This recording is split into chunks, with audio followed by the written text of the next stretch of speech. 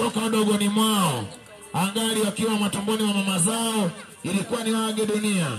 Lakini baada ya Bwana kuwasaidia, leo hii wanatembea, wanapumua, wamemsahau Bwana.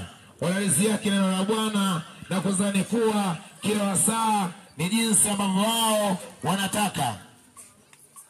Wengi wamesaidika, walikuwa hawezi.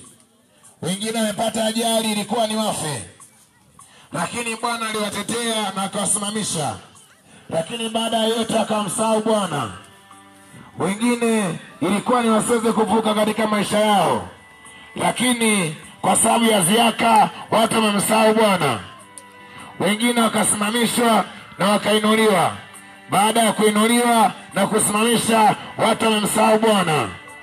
Sababu kubwa ya watu kuendelea kutenda dhambi na kuishi maisha ya dhambi na kuishi maisha ya dunia hii ni kwa sababu wamemsahau Bwana.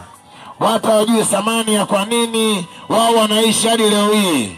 Bwana anakupa fursa ya kuendelea kuishi ili ukapate kuitengeneza kesho yako.